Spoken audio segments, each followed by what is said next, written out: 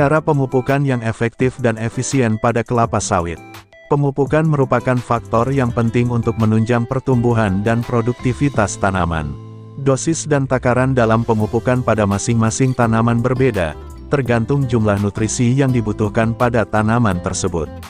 Pada dasarnya setiap tanaman memerlukan perlakuan yang khusus dalam hal pemupukan. Tujuan dari pemupukan itu sendiri adalah memberikan asupan makanan pada tanaman untuk dapat tumbuh dan berkembang dengan baik. Pemupukan pada tanaman perkebunan merupakan usaha untuk menambah unsur hara yang efektif dan berimbang secara langsung atau tidak langsung diberikan kepada tanaman guna mencapai TBS tandan buah segar. Salah satu tanaman perkebunan yang memerlukan pemupukan secara rutin, cukup, dan berimbang yaitu tanaman kelapa sawit. Tanaman ini membutuhkan proses pemupukan yang baik, karena unsur hara yang tersedia di dalam tanah semakin berkurang.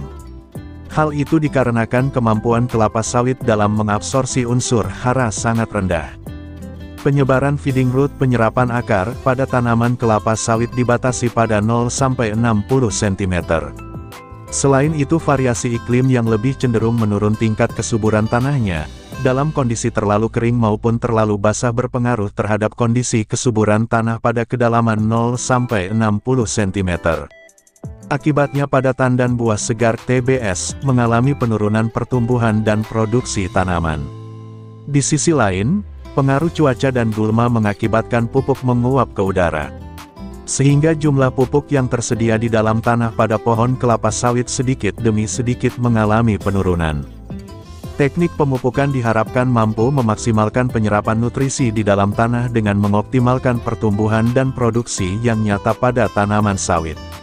Sebaliknya, teknik pemupukan yang tidak baik dapat merusak dan menambah biaya pengeluaran yang lebih banyak. Menurut Bapak Kurniawan selaku penyuluh pertanian muda BPP Kabupaten Nunukan, menjelaskan bahwa sebelum melakukan pemupukan, terlebih dahulu melakukan persiapan sebelum pemupukan yang disebut pra-pemupukan. Teknik kegiatan yang mendukung keberhasilan pemupukan dan pra-pemupukan yaitu 1. Pembersihan piringan dan buka piringan. Merupakan kegiatan membersihkan gulma dan kayu di bawah tajuk tanaman. Proses ini dimaksudkan untuk menghindari persaingan unsur hara dan sanitasi dari pupuk yang diberikan. 2. Pembuatan pasar panen. Pembuatan pasar panen yaitu pembuatan jalan di antara beberapa jejer tanaman sawit untuk memudahkan penebaran pupuk yang akan diaplikasikan pada tanaman. 3. Pembersihan gawangan mati. Seperti yang sudah dijelaskan sebelumnya, untuk menjaga agar jumlah unsur hara yang ada di tanah tidak berkurang, maka perebut unsur hara seperti gulma dan beberapa tanaman jenis polong-polongan yang menjulur di pohon sawit harus dibersihkan.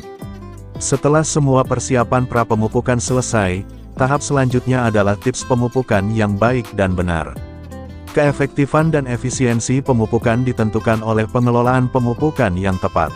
Pemupukan yang efektif dan efisien mengacu pada konsep 4T yaitu, tepat jenis, tepat dosis, tepat tempat, dan tepat cara.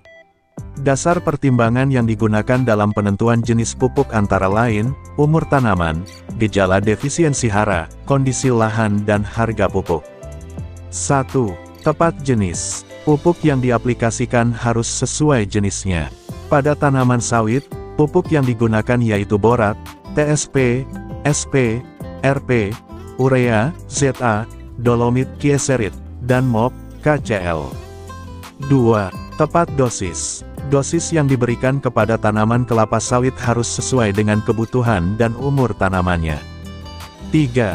Tepat tempat. Tempat yang paling baik digunakan yaitu piringan dan gawangan yang sudah dibersihkan dari kotoran termasuk gulma yang berbahaya.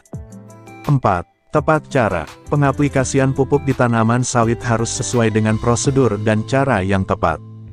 Pemupukan juga tergantung terhadap iklim meliputi curah hujan yang merupakan salah satu faktor yang mempengaruhi waktu aplikasi pemupukan. Berikut jadwal atau waktu pemupukan yang tepat untuk mengatasi gangguan iklim di sekitar perkebunan. Pemupukan yang optimum dilakukan pada saat curah hujan 100-200 mm per bulan dan minimum pada curah hujan 60 mm per bulan serta maksimum 300 mm.